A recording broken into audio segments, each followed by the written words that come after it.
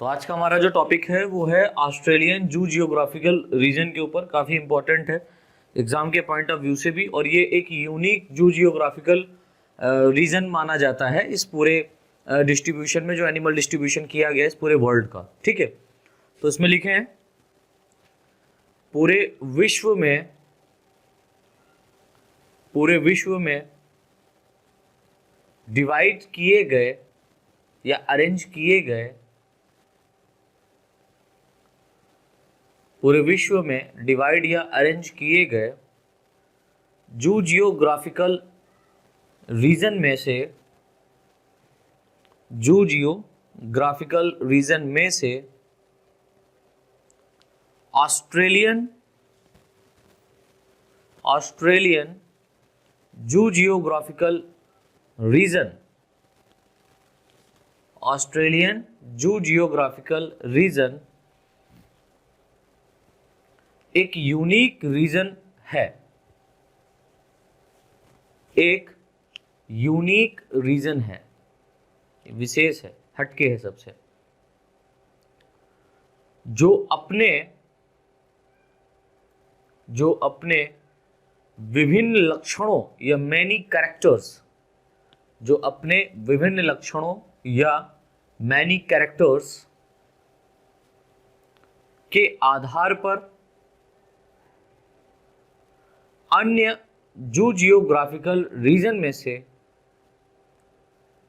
के आधार पर अन्य जू जियोग्राफिकल रीजन में से अत्यधिक डिफरेंट होता है, जू जियोग्राफिकल रीजन में से अत्यधिक डिफरेंट होता है। नई लाइन से लिखे हैं, आगे लिखे नई लाइन से, ऑस्ट्रेलियन रीजन में Australia comma New Zealand, Australian region में Australia comma New Zealands comma Tasmania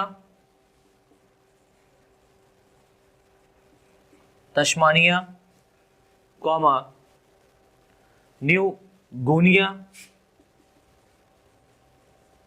Guana, या हम इसको न्यू गुनिया भी पढ़ सकते हैं, न्यू गुआना, व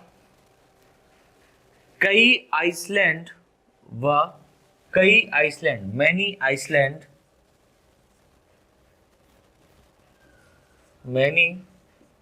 आइसलैंड्स, कई आइसलैंड्स इंक्लूड हैं या सम्मिलित हैं, कई आइसलैंड सम्मिलित हैं। नए से लिखे हैं, ऑस्ट्रेलियन रीजन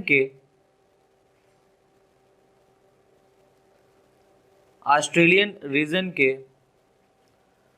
जियोग्राफिकल एरिया के बीच में, ऑस्ट्रेलियन रीजन के जियोग्राफिकल एरिया के बीच में या मध्य में कोई भी जियोग्राफिकल कनेक्शन नहीं है, कोई भी जियोग्राफिकल कनेक्शन नहीं है।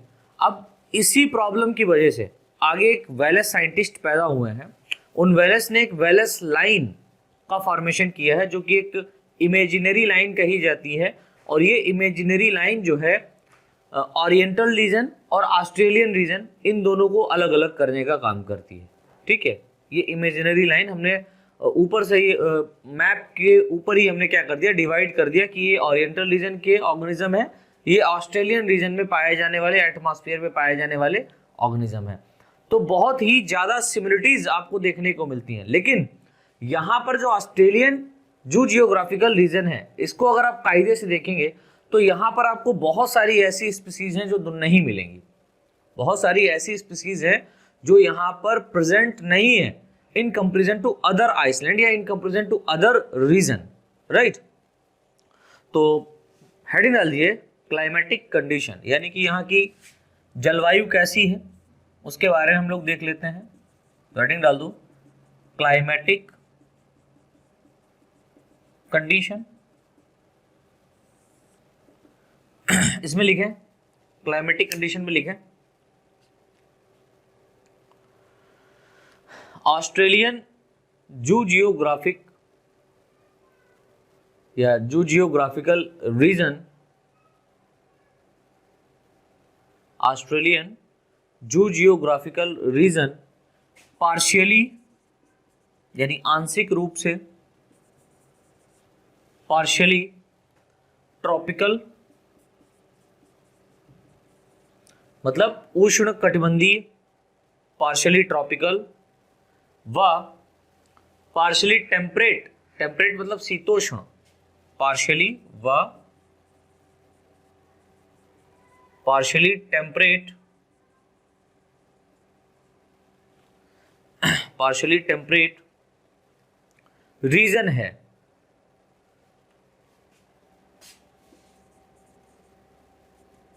पार्शियली टेम्परेट रीजन है, ठीक है। तो यहां पर हम देखेंगे कि यहां पर ट्रॉपिकल और टेम्परेट ये दोनों रीजन आपको इस रीजन में देखने को मिल जाएंगे।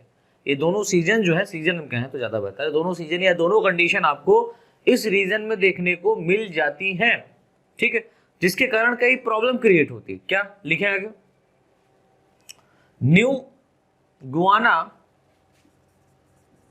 न्यू गुइनिया या न्यू गुआना, न्यू गुआना का अधिकतर भाग या अधिकतर प्लेस, स्थान ट्रॉपिकल उष्णकटिबंधीय होता है, अधिकतर भाग ट्रॉपिकल व तस्मानिया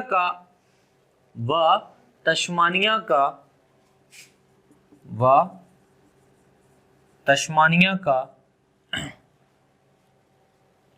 होल एरिया मतलब कंप्लीट एरिया या पूरा एरिया, न्यू गुआना का अधिकतर भाग ट्रॉपिकल व तस्मानिया का पूरा एरिया टेम्परेट रीजन है, पूरा एरिया टेम्परेट रीजन है, शीतोष्ण है, ठीक है। नलाइन से लिखे हैं ऑस्ट्रेलिया का मेन एरिया यानी कि जो मुख्य एरिया है ऑस्ट्रेलिया का मेन एरिया ट्रॉपिकल रीजन है, उष्णकटिबंधीय है,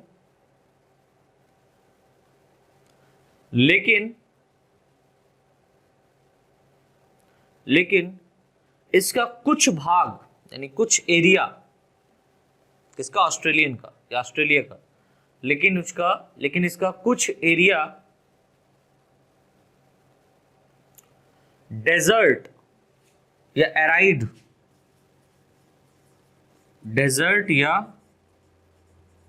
एराइड, ARID सॉरी, डेजर्ट या एराइड रीजन के रूप में होता है। तो ऑस्ट्रेलियन डेजर्ट आपको देखने को मिलता है, ऑस्ट्रेलिया में डेजर्ट पाया जा रहा है, राइट। तो अधिकतर भाग कैसा है, ट्रॉपिकल है, अधिकतर भाग ऑस्ट्रेलिया का कैसा है, ट्रॉपिकल है, लेकिन कुछ भाग ऐसा है जो डेजर्ट या एराइड के रूप में आपको देखने को मिलता है, ठीक है। नई लाइन से लिखे हैं, हेडिंग डाल दीजिए नई लाइन से, फौना यानी कि यहां पर जो जीव जंतु हैं वो किस तरीके के पाए जा रहे हैं। अगर हम इसके प्राणीजात की बात करें तो वो कैसा है, वो हेडिंग डाल दीजिए, उसको देख लेते हैं। तो हेडिंग हमारी क्या पड़ जाएगी, फौना, यानी कि यहाँ की प्राणीजात कैसी है, यहाँ पर जो स्पीसीज पाई जा रही है वो किस तरीके के हैं, ठीक है। तो उसमें लिख लें ऑस्ट्रेलियन रीजन में वर्टिब्रेट फाना यानी कि अगर हम लोग कशेरुकी प्राणियों की बात करें, ठीक है, ऑस्ट्रेलियन रीजन में वर्टिब्रेट्स फाना मिनिमम, वर्टिब्रेट फाना मिनिमम यानी कि कम मात्रा में आपको यहाँ पर देखने को मिलेगी, मिनिमम अमाउंट में पाया जाता है, मिनिमम अमाउंट में पाया जाता है, तथा वर्टिब्रेट की कुछ स्पीसीज तथा वर्टिब्रेट्स की कुछ स्पीसीज, सम स्पीसीज इस रीजन में पाई जाती हैं। यानी कि वर्टिब्रेट की कुछ ही स्पीसीज यहां पर पाई जाती हैं, अधिकतर स्पीसीज एब्सेंट है। इस बात को याद रखना, वर्टिब्रेट की कुछ ही स्पीसीज इस रीजन में पाई जाती हैं, लेकिन ऐसा लिख लें, वर्टिब्रेट्स की कुछ ही स्पीसीज इस रीजन में पाई जाती हैं तथा फ्यू यूनिक स्पीसीज, तथा फ्यू यूनिक स्पीसीज तथा फ्यू यूनिक वर्टिब्रेट की स्पीसीज, ऐसे लिख लें, फ्यू यूनिक वर्टिब्रेट की स्पीसीज इस ही रीजन में पाई जाती हैं। तो क्या बात हुई, इसका मतलब क्या हुआ? मैंने बताया कि वर्टिब्रेट की मिनिमम अमाउंट में स्पीसीज पाई जाती हैं, कुछ ऐसी स्पीसीज हैं जो आपको अलग, जो रीजन यहाँ पर दिए गए हैं, ठीक है। अगर हम लोग कंटिन्यूअस डिस्ट्रीब्यूशन की बात करें तो आपको इस रीजन में भी वर्टिब्रेट्स की जो स्पीसीज यहाँ पर है वो मिल जाएंगी, और कुछ अदर प्लेसेस पर या कुछ अदर, हम ये कह सकते हैं, रीजन में भी वही वर्टिब्रेट की स्पीसीज आपको मिलेंगी। लेकिन खास बात क्या है कि कुछ ऐसी यूनिक स्पीसीज इस रीजन में पाई जाती हैं जो अन्य किसी भी दूसरे रीजन के पर्टिकुलर एरिया में ये स्पीसीज आपको देखने को नहीं मिलती हैं, ठीक है। तो कुछ यूनिक स्पीसीज, कुछ यूनिक वर्टिब्रेट की स्पीसीज इस ही रीजन में पाई जाती हैं, जिनकी वर्ड के लिख लीजिए आगे, जिनकी वर्ड के किसी दूसरे रीजन में, जिनकी वर्ड के किसी दूसरे रीजन में अनुपस्थित होती है। अनुपस्थिति बोले तो लैकिंग होती है, लैकिंग होती है। इसी कारण, यही एक कारण है, इसी कारण ऑस्ट्रेलियन रीजन,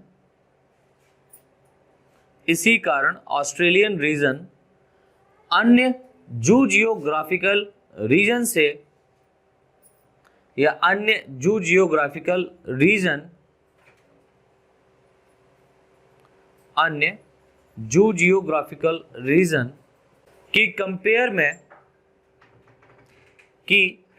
में एक्सट्रीमली, यानी कि बहुत ही विशेष, हम ये कह सकते हैं, एक्सट्रीमली यूनिक माना जाता है, अत्यधिक रूप से विशेष या यूनिक माना जाता है, ठीक है। आगे लिखें, ऑस्ट्रेलियन रीजन के नए लाइन से लिखिएगा, फाना को, प्राणी जात को, ऑस्ट्रेलियन रीजन के फाना को फॉलोइंग मैनर्स में, निम्नलिखित मैनर्स में क्लासिफाइड किया जाता है। अब वही सबसे पहले हम क्या देखेंगे, यहां पर जो फिशेज हैं उनकी कितनी स्पीसीज यहां पर पाई जा रही हैं। तो ए हेडिंग डाल दीजिएगा, फिशेज, मछलियां, है ना। तो फिशेज में लिखे हैं, ऑस्ट्रेलियन रीजन में सिर्फ या ओनली कुछ वाटर स्पीसीज में या कुछ वाटर फिशेज में, हम ये कह सकते हैं कि कुछ ऐसी यहां पर फिशेज हैं जो केवल फ्रेश वाटर, हम ये कह सकते हैं, कुछ ऐसी स्पीसीज हैं जो केवल सम फ्रेश वाटर, ऐसे लिखिएगा, सम फ्रेश वाटर, यानी कि मैं फिर से दोहरा रहा हूं, आप लिखिए, ऑस्ट्रेलियन रीजन में ओनली सम फ्रेश वाटर, कुछ स्वच्छ जलीय या कुछ स्वच्छ जल में फिशेज की फैमिली, ये सही है, वाटर में फिशेज की फैमिलीज पाई जाती हैं, ये बेहतर है। फ्रेश वाटर में फिशेज की फैमिलीज पाई जाती हैं, ठीक है। लेकिन इनका डिस्ट्रीब्यूशन, अगर इन फ्रेश वाटर की फिशेस की बात करें इस रीजन में, जो ऑस्ट्रेलियन रीजन में पाई जा रही हैं, तो इनका डिस्ट्रीब्यूशन बहुत ही रेयर होता है, कम होता है। ये एक वाटर प्लेस से दूसरे वाटर प्लेस में बहुत कम जाती है, माइग्रेट करती हैं, ठीक है। ठीक है लिखा। लेकिन इनका डिस्ट्रीब्यूशन अत्यधिक लिमिटेड होता है, एक्सट्रीमली लिमिटेड होता है। आगे लिखे, ऑस्ट्रेलियन रीजन के फिश फौना में,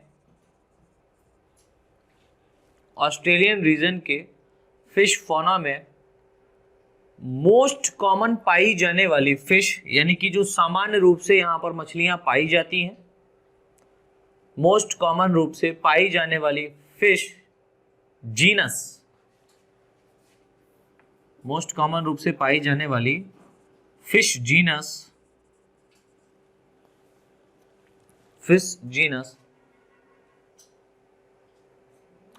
नियोक्रिएटोडस, यानी कि जो यहां पर जीनस दिया गया है, ये कौन सा दिया गया है, नियोक्रिएटोडस की फॉर्म में है।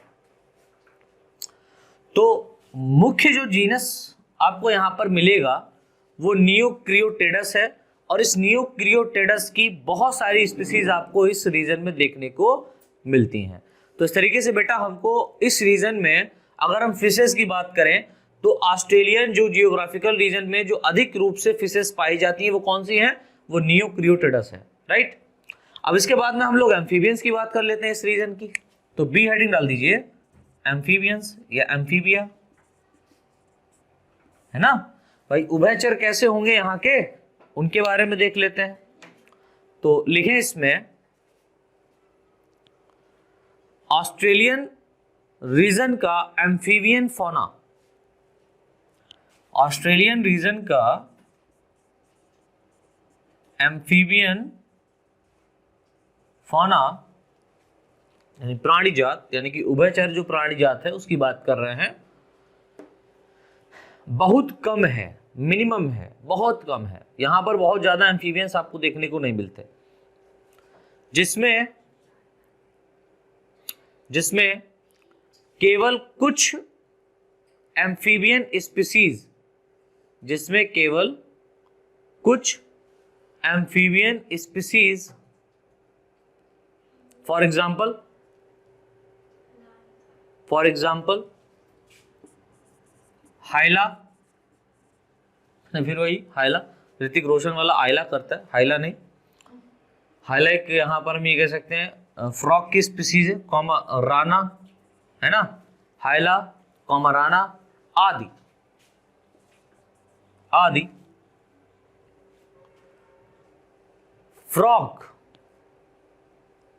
फ्रॉग्स मेन है, यानी मुख्य रूप से यहां पर आपको हाइला और राना टिग्रीना की बहुत ज्यादा स्पीसीज देखने को मिलेंगी।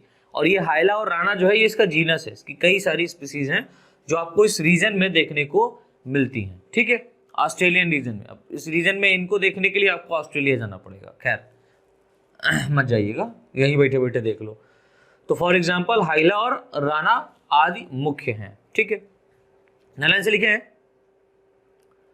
टेल्ड एम्फीबियंस, ये तो टेललेस एम्फीबिया हो गया ना, टेल्ड एम्फीबियंस यानी कि कुछ ऐसे एम्फीबियंस जिनमें टेल पाई जाती है उनको टेल्ड एम्फीबियंस कहते हैं। टेल्ड एम्फीबियंस व टोड्स, टेल्ड एम्फीबियंस व टोड्स आदि सामान्य रूप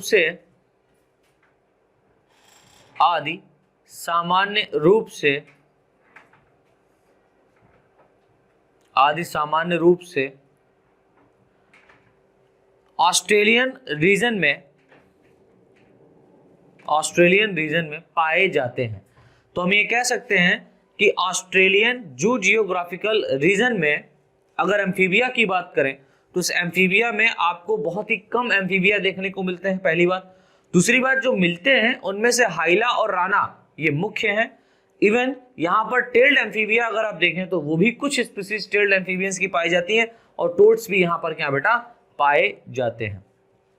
तो ये तो बात हो गई हमारे किसकी, एम्फीबिया की। अब बात हम यहाँ पर कर लेते हैं रेप्टिलियंस की, है ना, रेप्टाइल्स की। तो रेप्टाइल्स की यहाँ पर कौन कौन सी स्पीसीज पाई जाती है भैया, तो लिख लो। ऑस्ट्रेलियन रीजन में हेडिंग डाल दीजिए रेप्टाइल्स और इसके अंतर्गत लिखें ऑस्ट्रेलियन रीजन में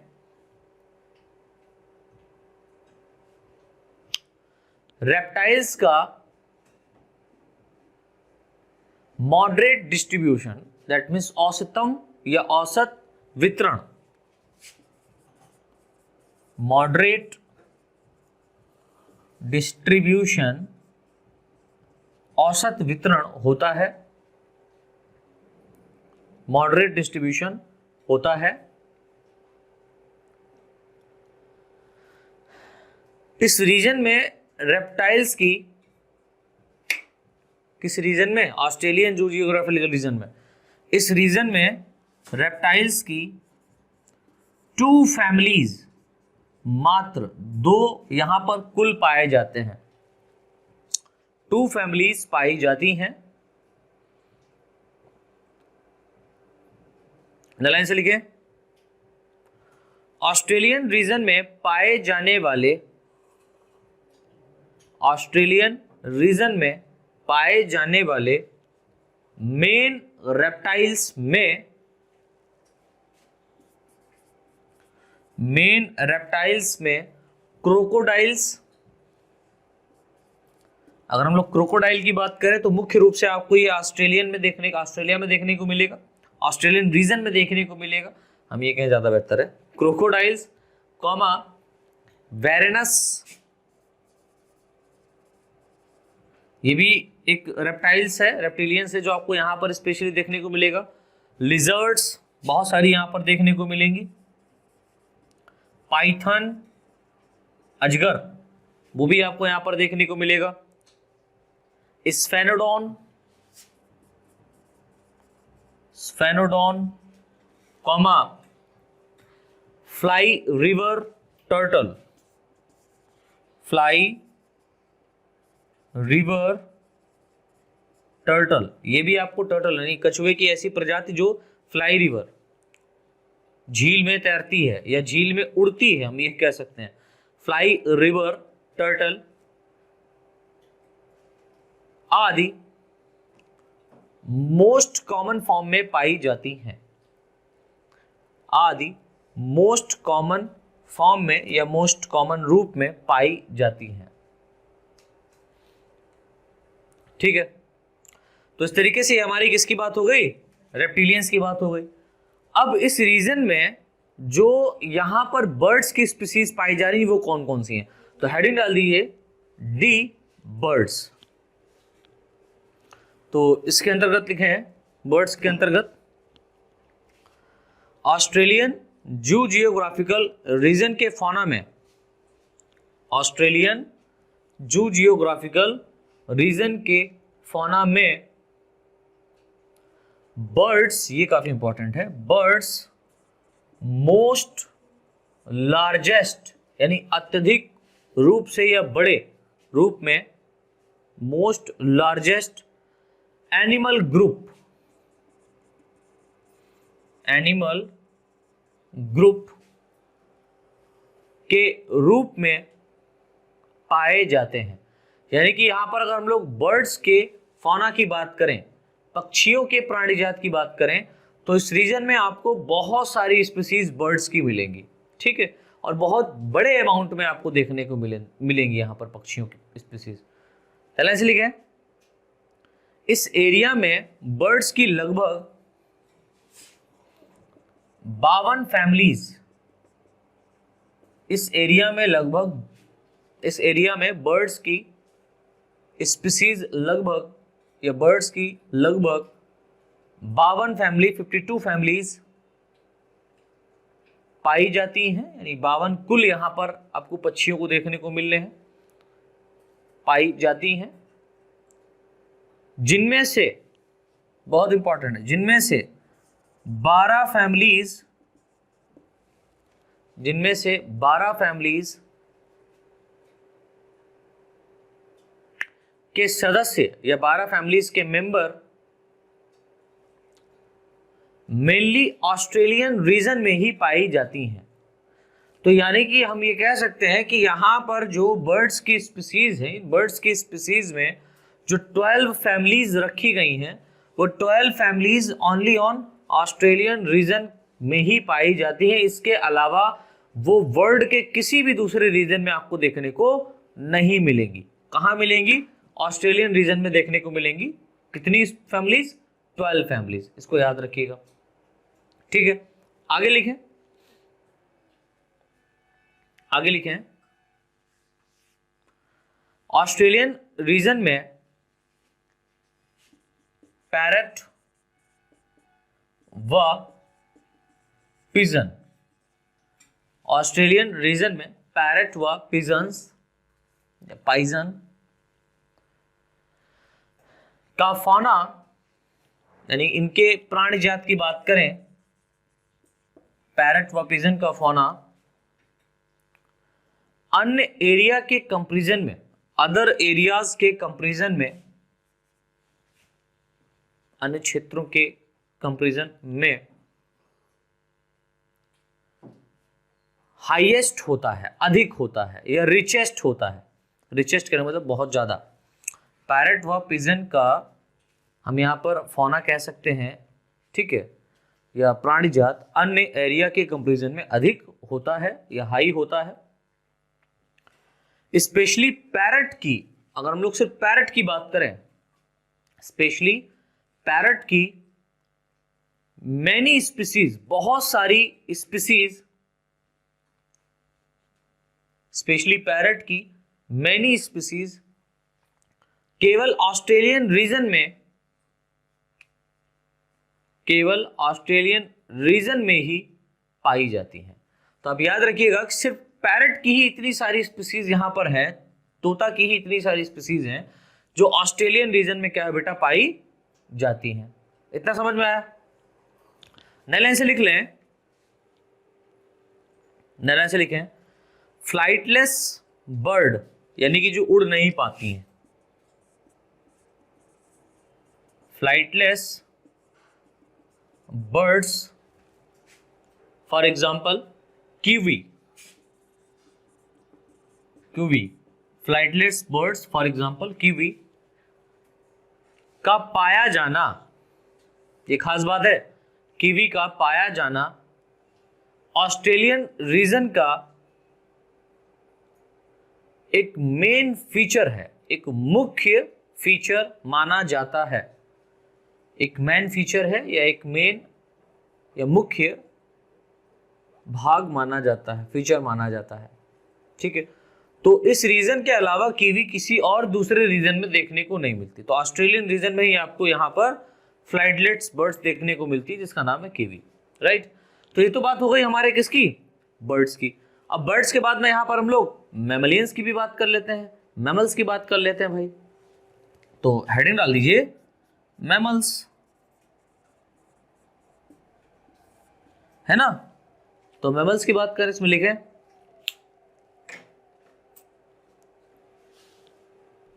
इसमें मैमल्स में लिख लें ऑस्ट्रेलियन रीजन के मेमेलियन फौना, ऑस्ट्रेलियन रीजन के मेमेलियंस फौना। अगर हम लोग मैमल फौना की बात करें, यहाँ पर स्तनधारी प्राणी जात की बात करें, ठीक है, मैमल फौना का एक मेन फीचर, एक मुख्य फीचर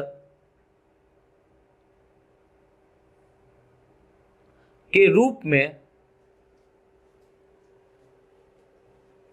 एक मेन फीचर के रूप में हायर प्लेसेंटल,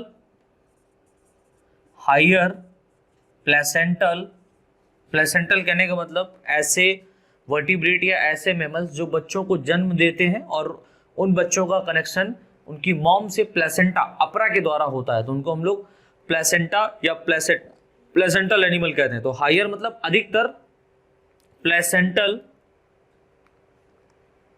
मैमल्स कामा कार्निवोरस मैमल्स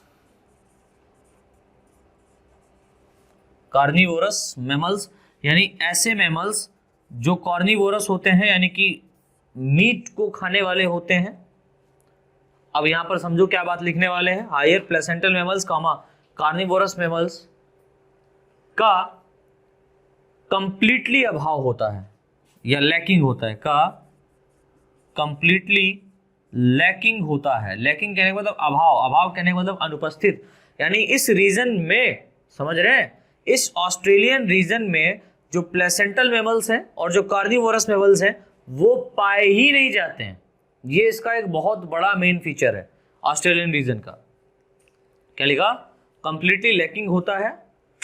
वह कुछ एग लेइंग मैमल्स, वह कुछ एग लेइंग मैमल्स, कुछ एग लेइंग मैमल्स यानी कुछ ऐसे मैमल्स जो अंडे देते हैं। हाँ बिल्कुल देते हैं भाई। हम लोगों ने जब वर्टिब्रेटा का क्लास किया, हम लोगों ने जब मेमेलिया का क्लासिफिकेशन पढ़ा था तो वहाँ पर देखा था, ठीक है, तो उसको देखिएगा जा करके, मैंने अपलोड किया हुआ है पूरा लेक्चर फर्स्ट पेपर में, ठीक है। क्या लिखा? कुछ एग लेइंग मैमल्स इन रीजन में पाए जाते हैं, इन रीजन्स में पाए जाते हैं, यानी कि यहाँ पर जो मैमल्स आपको मिलेंगे वो एग लेइंग होंगे। यहाँ पर ना ही तो प्लासेंटल मैमल्स होंगे और ना ही कार्निवोरस मैमल्स होंगे। तो हम कह सकते हैं यहाँ की जो स्पीसीज है, जब कार्निवोरस मैमल्स ही नहीं पाए जाएंगे तो सभी की सभी स्पीसीज कैसी रहेगी? बहुत अच्छे से रहेगी, कोई दिक्कत नहीं है, इसको किसी प्रकार का खतरा नहीं है, ठीक है। हम ये कह सकते हैं किससे?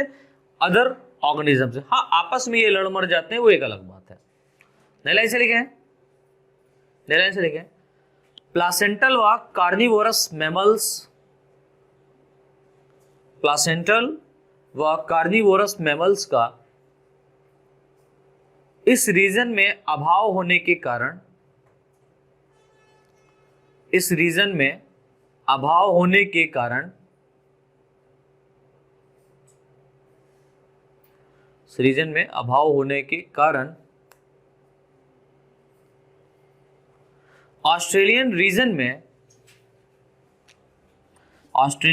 में लायन, टाइगर, डॉग, है ना, लायन हो गया, टाइगर हो गया, डॉग हो गया, एलिफेंट हो गया आदि, एलिफेंट आदि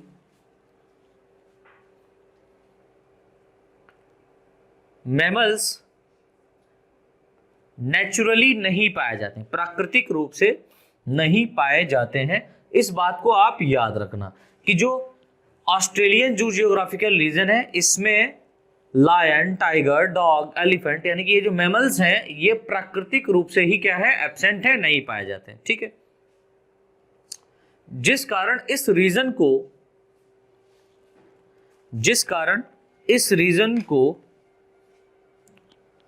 वर्ल्ड के,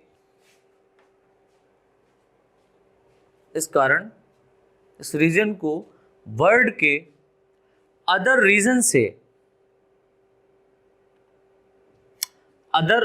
से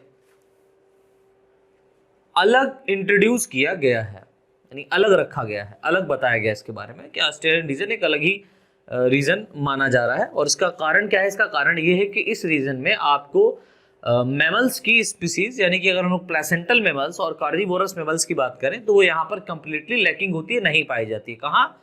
ऑस्ट्रेलियन रीजन में, इस बात को याद रखना। लेकिन यहाँ पर एग लेइंग जो मैमल्स होते हैं वो पाए जाते हैं, इसको भी याद रखिएगा। क्या लिखा? अलग रखा गया है। नैला ऐसे लिखे हैं egg laying mammals, for example अगर हम लोग यहाँ पर एग लेइंग मैमल्स की बात करें, for example duck billed platypus, duck billed platypus, duck billed comma platypus, आदि का पाया जाना, डक बिल्ड का कॉमा प्लेटिपस का आदि का पाया जाना ऑस्ट्रेलियन रीजन का एक मेन अट्रैक्शन, यानी मुख्य हम ये कह सकते हैं अट्रैक्शन है, अट्रैक्टिव बना रहा है कि लोग इसकी तरफ ध्यान दें, ऑस्ट्रेलियन रीजन की तरफ। क्यों? क्योंकि भैया यहां पर डक बिल्ड और प्लेटिपस क्या है, पाए जा रहे हैं, जो कि एग लेइंग मैमल्स कहलाते हैं। ठीक है, नए लाइन से लिखे हैं। खास बात अब यहां पर ऑस्ट्रेलियन कंगारू की आप लोगों ने बात सुनी होगी, तो कंगारू जो है वो स्पेशली इसी रीजन में पाया जाता है, ऑस्ट्रेलिया में अधिकतर पाया जाता है। तो लिख लें नए लाइन से, मार्सुपियल मैमल्स, ये इंपॉर्टेंट है, marsupial mammals for example kangaroo,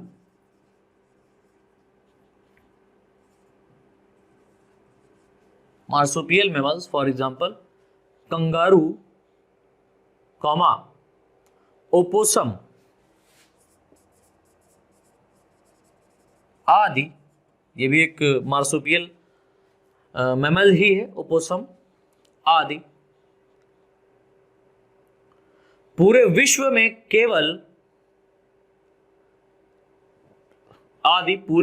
में केवल ऑस्ट्रेलियन रीजन में ही पाए जाते हैं, जब प्राकृतिक रूप से पाए जाते हैं। पूरे विश्व में केवल ऑस्ट्रेलियन रीजन में ही प्राकृतिक रूप से पाए जाते हैं। इसके अलावा ये आपको अदर रीजन्स में ज्यादातर देखने को नहीं मिलते, ज्यादातर क्या पाए नहीं जाते हैं। तो नेचुरली क्या है, नेचुरली जो मार्सुपियल मैमल्स होते हैं वो आपको ऑस्ट्रेलियन जू जियोग्राफिकल रीजन में देखने को मिलते हैं। नई लाइन से एक पॉइंट लिख लीजिए, नई लाइन से एक लाइन लिख लीजिए, बहुत इंपॉर्टेंट है, एक लाइन छोड़ के लिखिएगा। ऑस्ट्रेलियन रीजन का फौना यानी कि जो ऑस्ट्रेलियन रीजन का प्राणी जात है उसकी बात कर रहे हैं, अपने मेमेलियन स्पीसीज, ऑस्ट्रेलियन रीजन का फौना अपने mammalian species comma amphibian species व reptiles species, mammalian species, amphibian species व रेप्टाइल्स स्पीसीज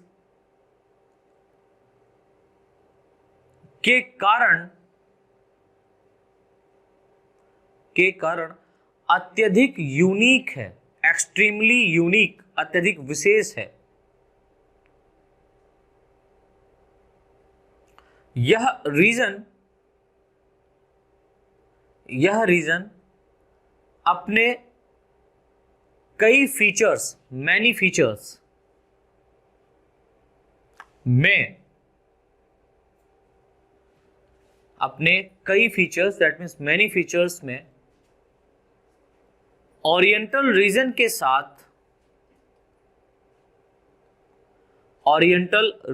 साथ, यानी इससे पहले जो हम लोगों ने ओरिएंटल रीजन पढ़ा है उसके साथ एफिनिटीज को शो करता है, ओरिएंटल रीजन के साथ एफिनिटीज को शो करता है।